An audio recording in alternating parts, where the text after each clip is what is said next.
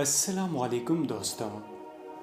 1947 میں جب پاکستان کے بننے کے سلسلے میں مسلمانوں پر قیامت کا پہاڑ ٹوٹ رہا تھا، جب مسلمانوں کا قتل عام ہو رہا تھا، دو مثالیں میں نے آنکھوں سے دیکھی ہیں۔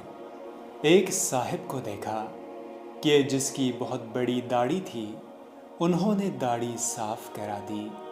جب ان سے پوچھا گیا کہ بھائی تم نے ایسا کیوں کیا، کہنے لگے کہ میں نے اس لیے ایسا کیا کہ مجھے یہ خیال پیدا ہوا کہ اگر کسی ہندو یا سکھ نے مجھے پہچان لیا تو مسلمان سمجھ کر قتل کر دے گا۔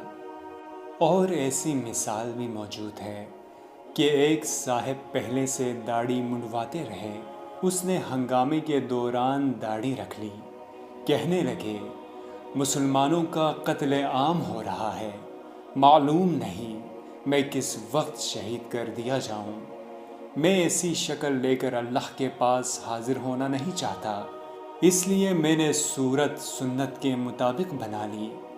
آپ نے دیکھا کہ ایک ہی واقعہ کا ایک پر کیا اثر ہوا اور اسی واقعے کا دوسرے پر کیا اثر ہوا۔ دوستوں، ہم امید کرتے ہیں کہ ہماری آج کی ویڈیو آپ کو پسند آئی ہوگی۔ ہمارے چینل کو سبسکرائب کریں، اس ویڈیو کو زیادہ سے زیادہ شیئر کریں اور آنے والی ویڈیو تک کے لیے اپنے میزبان سجیل شریف کو اجازت دیجیے۔ اللہ نگہبان۔